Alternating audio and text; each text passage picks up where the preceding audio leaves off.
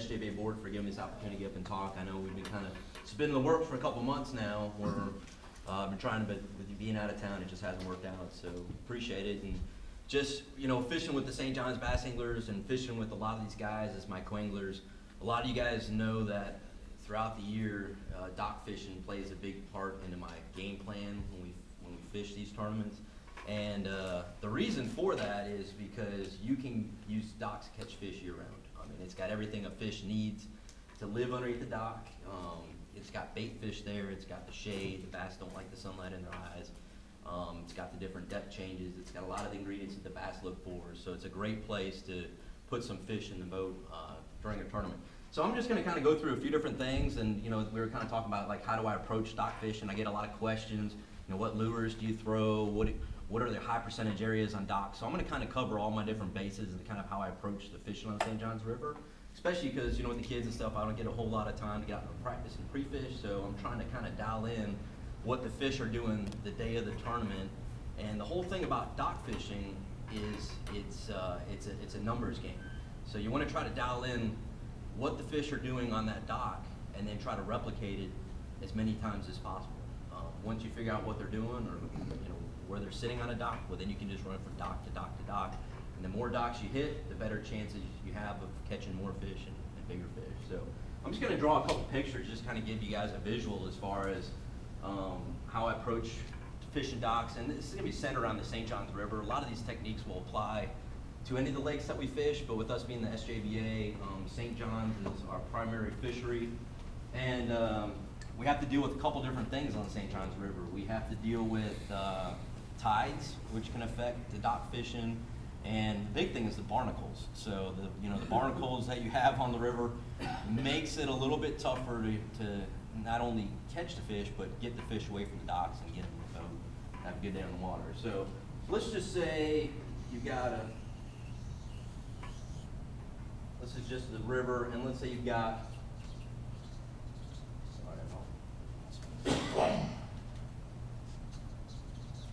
so let's say that you got a spawning cove over here, and if you don't know where the historically the fish will spawn in the same places year after year on the river, so you can kind of know where to look.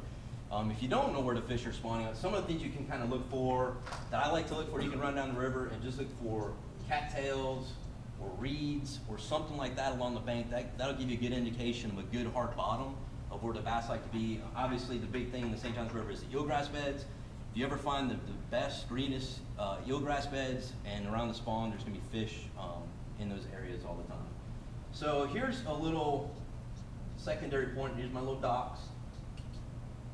And then you've got like primary points. So starting at the beginning of the year when you got kind of the pre-spawn, I'll actually focus more on main lake points, and actually I do pretty good on secondary points as well. So in those times of year, that's the docks that I'm looking for. As it gets closer into the spawn itself, a lot of times the last dock that goes into a spawning area is a great dock to fish. So, we have some places on the river where you may have a big cove, and let's say these are canals coming off and if you get canals, they're going to be spawning in there. And let's say you've got the first dock on this side, the first dock on that side. Those are great docks to go look at. Even during the spawn, pre-spawn, or post-spawn, there's always going to be fish in the different phases out there. So those are docks that I always look for, is the ones closest to a spawning area. When you get in the spawning cove and you have like eelgrass and the docks in there, some of those big fish will actually use the post of the dock to spawn in, which is, it's great. You can go right in there, pitch in there. And then moving into post-spawn, I'll focus more on points. And then when you go into summertime, I'll focus more on main lake points on the St. John's River. As you know, the St. John's River's got a lot of shell bars out there, a lot of shell beds. Every once in a while you can find an area where you got a shell bar that'll come in, and if you can find where a shell bar intersects a dock, especially on a main lake point, I call those the money docks. So I know some of you guys have fished with me before, and I've made those terms before where I say money docks, and that's usually docks that I've found over time that have some sort of a shell that will actually run underneath the dock. And those are the docks that will typically produce your biggest fish and some of your best bags during the summer months when you get into late summer. So, it's good year round. When I really focus on dock fishing is during that pre-spawn. the spawn, and then especially post-spawn I do really well on docks, and then in through the summer months. So that's really where docks shine the best for me. As far as lures that I like to throw for the pre-spawn, I like to, usually they're in a feeding mood, they're wanting to feed up before the spawn, so I like to throw more of reaction style baits, something that I can kind of move through the water, try to get those active fish biting. So, you know, your speed worms, I know everybody likes throwing the vibes and stuff like that, those work really good during the pre-spawn. Crankbaits, spinner baits are usually part of my arsenal during the pre-spawn. If they're actually during a spawning phase, that's when I'll switch to more of a Texas rig Senko, or even just your basic Texas rig June bug curly tail worm, and that's all I'll pitch around those pilings and catch fish that are spawning up around the docks themselves. After the spawn, right after that, there's a small window, and I don't know if you guys have run into this before, where you have a shad spawn on the river. I see some heads nodding out there. So the shad spawn can be really key the first hour or two of the morning of the tournament. You got cloud cover to extend it a little bit longer. When there's a shad spawn going on, or I know fish are looking for some sort of shad, I go to white baits. I'll throw a white spinner bait, or even a white buzz bait around docks works really well. So I know it's something not a lot of people will throw around docks, but a white buzz bait will kill them around the shad spawn. And then moving into post spawn, I go back to more reaction baits. I'll throw my speed worms, square bill crankbaits, sometimes topwater poppers, depending on what kind of mood they're in. Pretty much any lure that you throw in Florida that catches fish anywhere else will work around docks. Just not a lot of people throw them around docks because of the scare of getting wrapped up and breaking off. And the one thing about dock fishing is that is going to happen. So that is just part of the dock fishing. You're going to win some battles, you're going to lose some battles. But the fish will always be there, so if you ever need to find some fish, docks are a great place to take a look at. I will go ahead and talk a little bit about high percentage areas on docks. I get a lot of questions about this as well. Let's flip this one real quick. So I'm just going to draw a picture of a dock. Let's say that's the bank. You got a dock coming out. Let's say you got a little boathouse in here with a little boat sitting in here. So here's our bank over here. And what I look for in a dock, starting from the shore, working our way out, let's say you got eelgrass in here. First thing I'm looking for is right where that grass intersects the dock. So that is a prime area. A lot of times that's a great place for a fish to hide. There'll be an opening because the sunlight won't get in there, and the bass will sit right where they're comfortable moving in and out of that grass to feed in low light hours, and they'll sit right underneath the dock right in here. So that's one of the first things I look at. Moving out, let's say we got a ladder over here. Yeah, you like my diagram, don't you? I like that.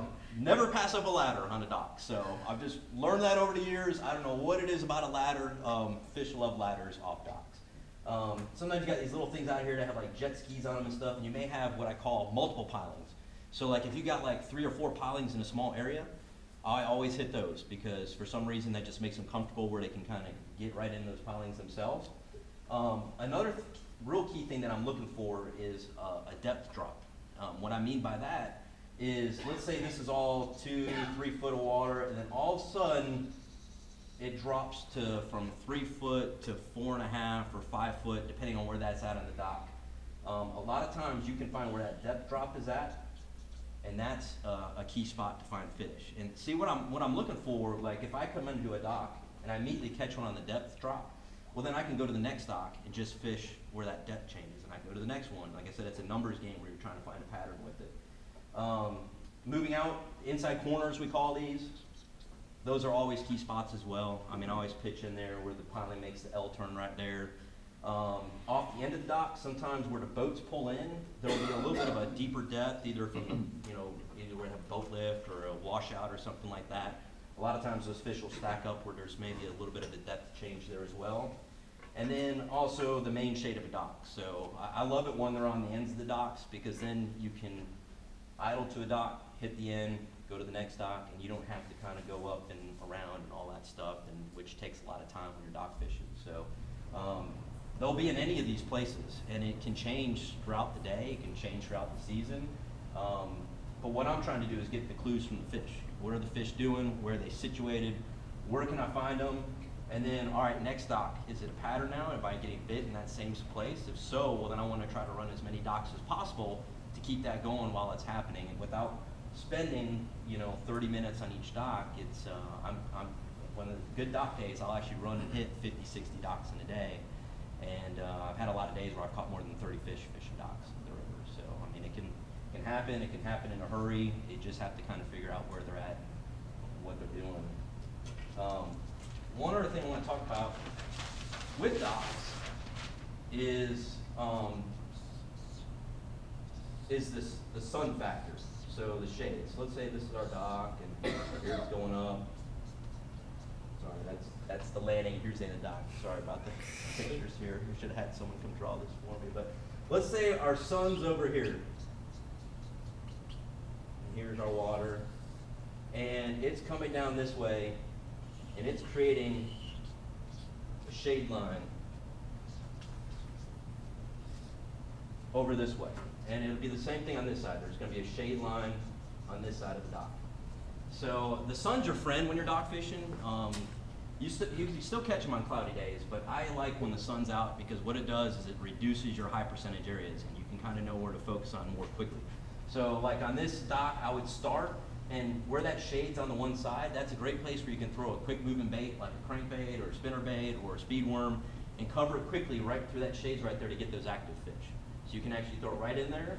And then off the ends of the dock where you got the big shade, those fish get comfortable, and they actually, since they don't like the sunlight in their eyes, a lot of times what they'll do is they'll sit right in the edge of that shade line to where they can see where the sun's shining, because that'll let them see when the bait fish and stuff comes in there, but they're still sitting in the shade and they're comfortable.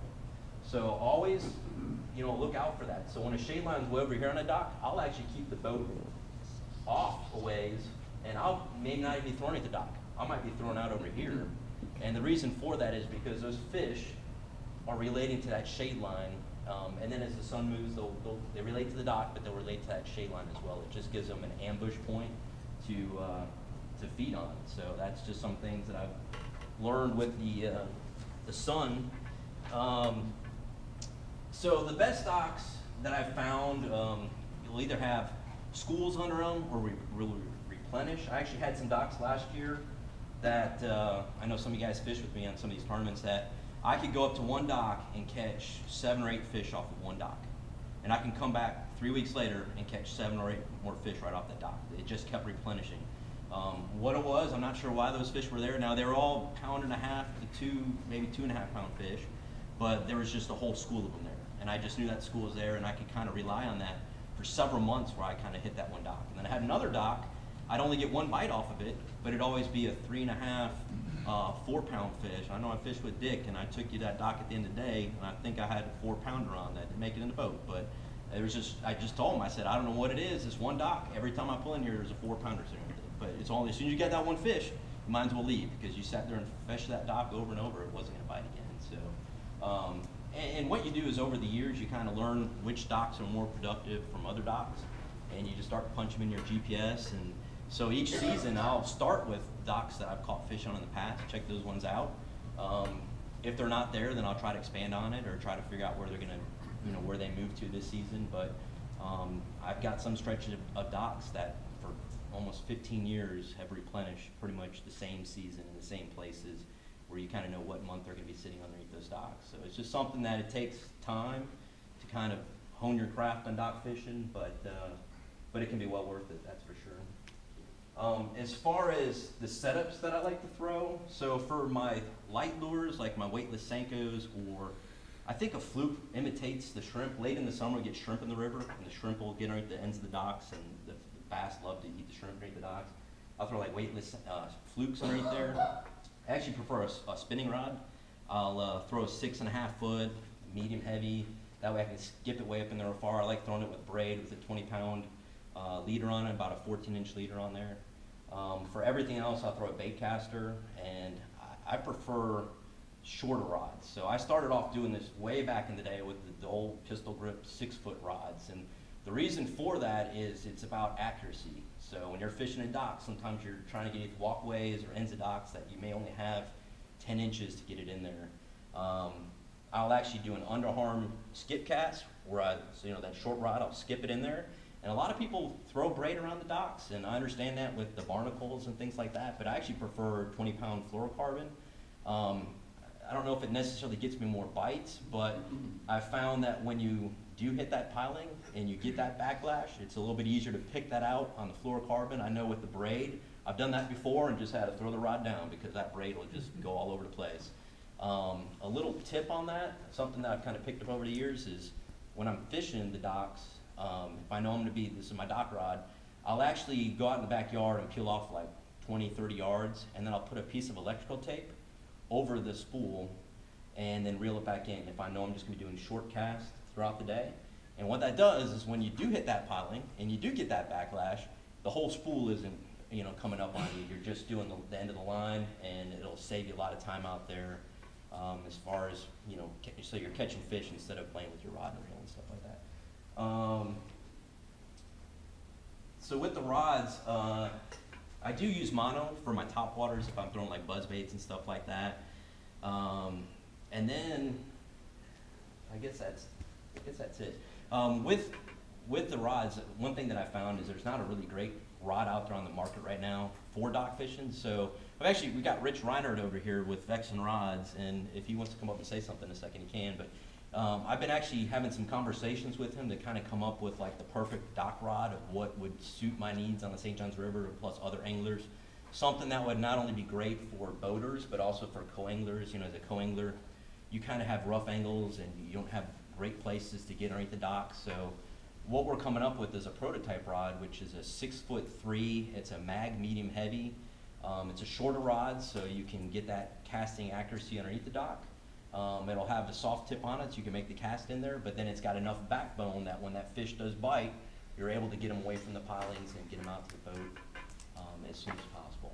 So, I mean, that's kind of how I approach docks and fishing. Any comments or questions for me? Yes, sir. Docks that you don't like. Talk about docks that you just would not fish. You know, it's funny because a lot of people say the older the dock, the better. Like, don't ever fish a brand new dock. There's never fishing.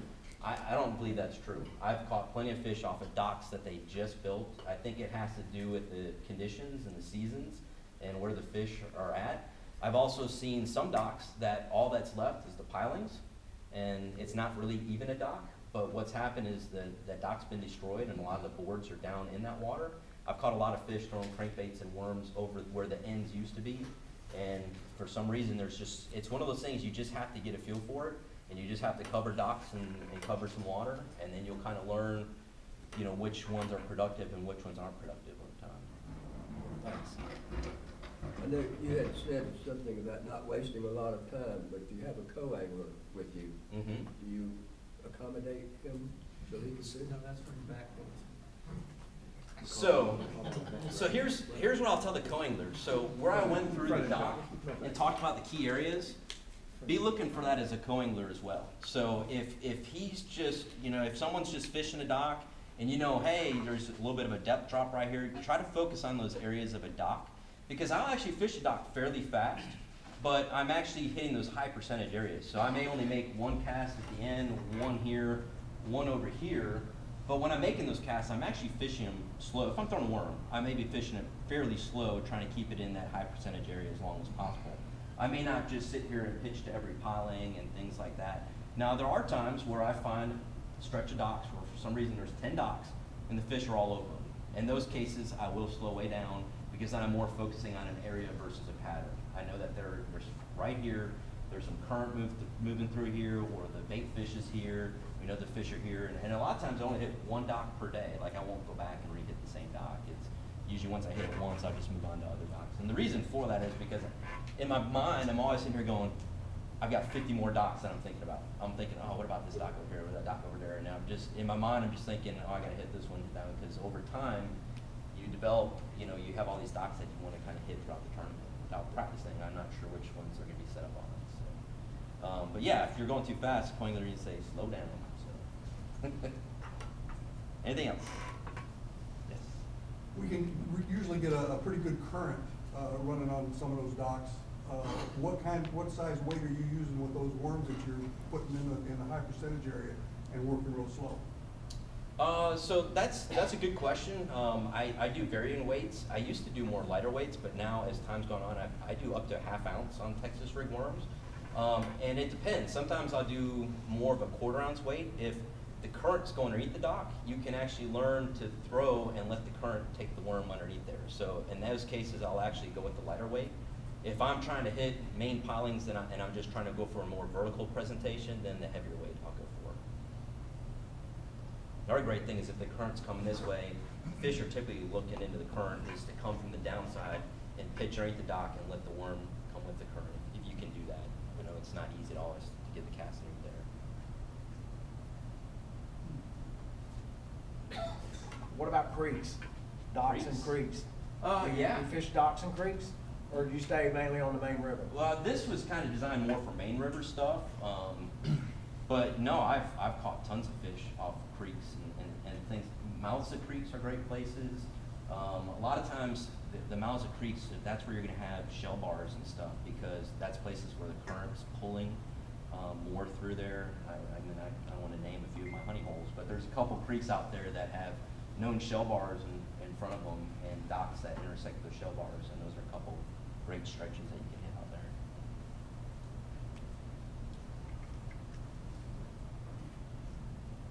Go ahead, Don. Concrete versus wood pilings. I once caught a limit of bass off one dock that had 4 concrete pilings off of it. So, and that was in a Whitey's tournament. So, you know, they'll still, I don't think it makes a difference to me. I've hit concrete and I've hit the old wood. And actually, sometimes I like the ones that have the PVC around them. Those are great because, you know, those last a lot longer, but those help prevent some of the barnacles that'll, you know, break you off and stuff like that. But there's a lot of great docks in the river that have PVC around them. So I don't think that really matters to me. Biggest fish you've ever caught out from under a dock? In the St. Johns River? In the St. Johns River, 7.5 pounds. Nice. So I've had several in the 7-pound range, and I've had people with me catch 7-pounders. I'm pointing at Matt over here, so he caught a 7-pounder. And like that was in a team tournament, so won the tournament for us. So. Yes. I think, you know, to get the most out of your seminar and to thoroughly understand and enjoy what you said, I'd like you to mark a map of all the key documents. This way, I did get the most out of this. What do you think? Well, as I was going through this, I was going to describe places. I'm like, well, people are going to know exactly what I'm talking about right there. So, GPS coordinates not included. Yeah. When you're using a bait caster, are you pitching or skipping? So I like to skip. So I actually do a low underhand cast. So that's why I like that shorter rod, is because I like to approach the dock coming this way. Control motor in the front, where I can actually take it and I do an underarm skip. I get it real close, right above the surface of the water, and I'll skip it up there as far as possible. Now usually for the co-angler in the back of the boat, you can't really do that when you're going that way on a dock, so then you have to do a backhand pitch. So in team tournaments, you kind of do both. You do a backhand from the back of the boat, and you do an underarm pitch from the front of the boat. I mean, you can underarm pitch, you have to almost free spool that to do that effectively, and you get more backlashes doing it that way. So I actually prefer having a little bit of tension on there, and then skipping underneath the dock, and even with a ¼ ounce weight on there, I can usually skip it a few times and get it up underneath the dock. You ever experiment with a lighter line? Not really. I used to, and then I got burnt too many times in Well, Florida. years ago, we had L.E. Clark up here, that's Preston Clark's daddy. He refers to this area as Barnacle City. And he said it didn't matter if you had 40-pound cast line and you throw onto that dock, he's gonna break it on the barnacle, so he fished for 10 and 12. I will tell you this, throwing the 20-pound fluorocarbon, I've had a lot of fish that have gotten me around a piling, and I've gotten the fish in the boat, only you see the last 8 feet of the line just chewed to pieces, and then you just cut it off and retie. And sometimes they're going to win the battle. You're not always going to win them. And you know, braid's better for around barnacles, but you know, the barnacles will cut braid just as well. And for me, it's more that backlash thing, and I've got more comfort throwing fluorocarbon around it.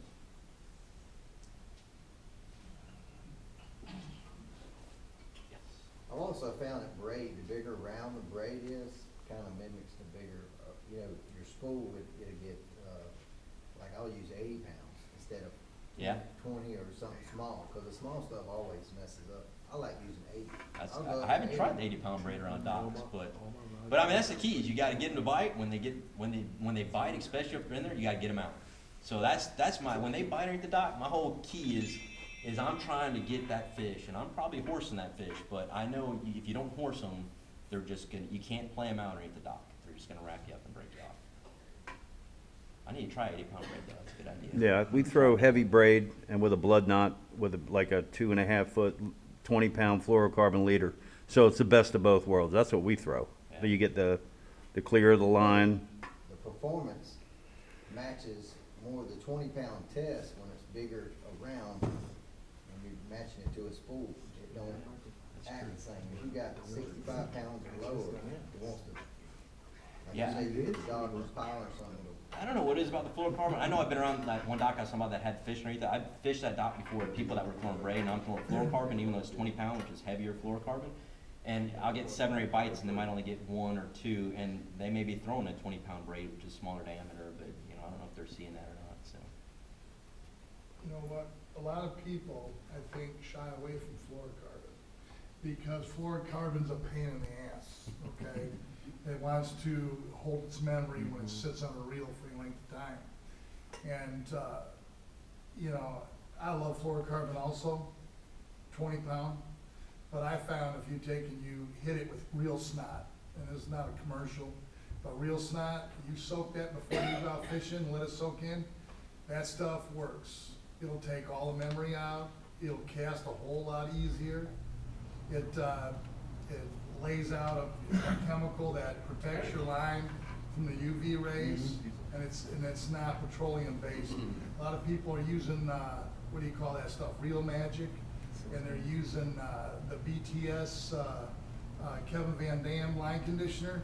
That's all petroleum products. A lot of guys shy away from fluorocarbon because that petroleum product is actually breaking down your fluorocarbon.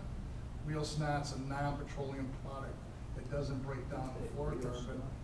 That's called real snot. I actually started using that year. REEL. You can cast so much good easier stuff. under the dock with that stuff. So yeah, Rich actually just got back from ICAST, so he's up to speed on all the latest and greatest stuff out there. Rich, would you like to say a few words? It's Bring up the to rod up. everybody else. This is your, you know, I mean, Bring the it's rod up good there. to hear you. I always enjoy listening to you talk. You're very knowledgeable, and I think your first, you know, your tournament when you show that stuff. I don't know what anybody would want me to say. I mean, I guess my question is, how many people here have heard of Vexan rods? I don't know. Anybody here? Yeah. Have you anybody seen a Vexan rod before? Yeah, I know you had. Have you seen a Vexan rod? There's one right there. Let me tell you how this also, I've been in this business for 35 years. I know you got a meeting to run. I'll say it real quick. I've been doing this for 35 years. I worked for G. Loomis for 7 years.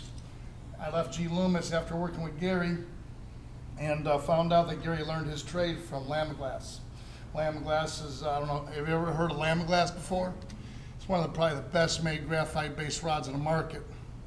And so I went to work for them and worked for them for 11 years. So I learned just enough to get myself in trouble in doing this stuff. Because as after I left, Dick Posey had passed away and I left Lamiglass. And I started doing a lot of private consultation for a lot of companies that I can't talk about because that's part of it. But basically, I kind of got away from it, and then I had some health issues with my heart, and so I just did this to kind of take my mind off of what was going on, you know, at the time. And so I built these rods, and here's the key thing. You know, did I need to do this? No, but I did this. We take the money at the end of the year, we take the net profits, and we give it to children's charities, and we give it to the various veterans organizations that need help. Now, when I say that, I just don't give it to anybody. We don't just give it to anybody. We check. If the guy's taking an $800,000 a year salary, it doesn't go to that. We want to make sure it goes to the vets. So we're pretty strict with that. So we started building these rods, and basically, I'll tell you real quick, there's three, in today's market, you know, there's three bases that they use in a rod. When graphite first came out, everybody loved what graphite did. It was light, it was strong, but at the same time, and it was very sensitive. But the problem was people didn't know how to handle graphite. I'm sorry, I'm loud. No, you're all They didn't know how to handle graphite, and they started breaking it. The fact of it is, a fishing rod is made to be bent just the way it's made to be bent. It bends in an arc to fight a fish. And all of a sudden, guys like Ike and Ellie came along, they started boat flipping fish. Rods were never meant to boat flip fish. That's not what they were built for. That's why they made landing nets. But these guys seem to, figure that was a good boat flipping tool for their fish, which I'm glad to see Major League Fishing is kind of cracking down. Fish comes off and hits the deck, they get a penalty for it, Not only does it do damage to the rod, but it also does damage to the fish in the internal organs, on the fish. So the fact of it is, if you want to hold that for a minute, when a rod bends, why don't you hold that for me and just give me the tip, okay? Hold on to it, like you're fishing. Okay, lift up, come on, lift up. Come on, lift. You got a 10-pound basket, you got it, come on. See, this is a strong rod. I mean, very strong. But the difference is if I start to bend this thing, what's that? So it hurt a little cracking in You the know what seal. that crack was? That was sealing. Yeah, That's a brand new sealing. rod. It was sealing, it seated itself, is what it did. Because no one's bent that rod before. Yeah, don't break that thing. A lot of people Now, don't you win can do it that again, rock. ain't gonna hurt it, but if you start bending that rod in an L, or you snap it up at a 90-degree angle, when you're high sticking a fish, it's gonna break. And what do people wanna do? They wanna blame the rod company. So the graphite, lift up on that once, just while you got it bent, watch the tip. Notice how she pops right back into position. Do that with a fiberglass rod and it quivers all over the place. So that throws your accuracy off, and that's what Jason was talking about as far as accuracy. You want accuracy, you want a rod that's got a graphite base. G. Loomis, Lamiglass, companies like that. Vexan, we use a graphite base.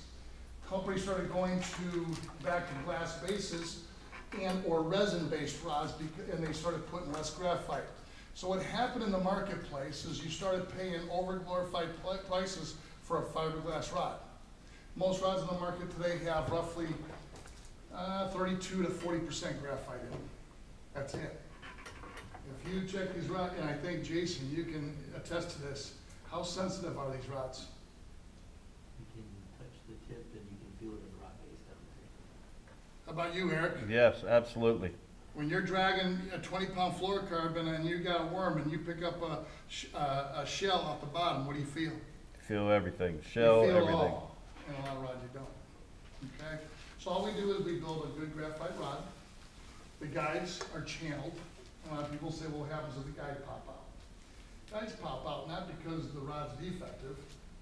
They pop out because you guys, when you're putting your rods in the rod lock and pulling them back out and hit the ledge, they're banging on them guides.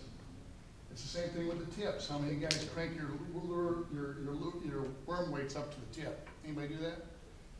Come on, now and then. You try not to, but guys do it all the time. I'm gonna tell you, when I walk in a tournament, I watch guys' tips all the time. I see what they're doing. Or I love the one with Terry Scroggins taking a step on 5 rods at one time. He's fishing and he's bouncing, he's on 5 rods and he's bouncing around. Then he gets a fish on, and then jumps off his rods to get down to land the fish and kicks his rods aside. You know what? If you do that to your rod, you're gonna break them. It's just gonna happen. It's not the rod's fault. They're just gonna break. But these rods do have 70% graphite fibers in it. There's other fillers that we've got a trademark on. A lot of people, these guys, you'll notice they're pitched forward. We do that because how many of you guys use braid here? Pretty much everybody. By pitching the guides forward like that, what happens is the braid hits it and wraps, it pops right back off, and you don't backlash as bad. A lot of people have asked me about the handles, why you don't use cork. And this is Florida. In Florida, Georgia, Louisiana, Texas, let me tell you, we all sweat, and you all know that, and you get fish slam on your hand. When you use cork, that gets on that cork. And we all have bugs here. It's just a fact of life. Cockroaches, and all kinds of no-see-ums just love eating on that cork. And that's why cork breaks down real fast. This is a 2-piece foam handle. If I was to slip this handle, you'd notice there's another ABS foam handle underneath this. This is kind of like almost a shrink wrap that we put on here. It gives it that denser feel, therefore it holds up. It's really strong, they last for a very long time. You don't have to worry about the bugs eating your cork anymore, or the bacteria building up in your cork. The Fuji reel seats, the key thing here is you got a good graphite rod, okay? I've explained the components. So normally you pay how much for a good graphite rod? Buck and a half? Well, you're cheap. No, you're right, a buck and a half. That's if you think you're getting a good graphite rod, or a graphite rod. But a graphite rod, I told you, that's got a graphite base would be like a G Loomis. How much is a G Loomis? There you go, you're exactly right. This has got as much graphite, matter of fact, this graphite that is in this rod compares with the same amount of graphite into a, you know, what was that, the GXL or whatever, or GLX that sells for what, $425? Yeah. And you can get this rod for $129.95. Because quite frankly, I don't have to make a living at this. I don't care. Let me, you know, go ahead, take it. See how light it is? That's a 6.8, you know. So what I'm gonna do is this. What was your name? What? Owen. Oh, and I'm Rick. Are you the president? Yep. You are. What I'm gonna do is I'll let this pass around, but you guys wanna take a look at this. This is a 6.8 mag medium heavy, We are in the process. I've listened to Jason intently. We are making a rod that, you know, for him, for Doc shooting. I've listened, I got it down pat. I'm usually pretty much on the money after 35 years, you figure it out. But after I'm done passing this around, and not all of our rods got straight handles. You know, depending on what you're doing with this, we do have pistol grips. In this particular rod, the guy's like a solid grip. I did change it over to a split grip because more guys seem to want that, so that's fine. I do listen. I try to please, but I'm gonna give this to your club tonight if you wanna use it for your raffle tonight and or whenever. The guys that didn't show up, boy, they missed out, didn't they? You know, so if you wanna just go ahead and pass that around. Anybody have any questions? And yes, the rod sock does come with the rods. Are you Okay.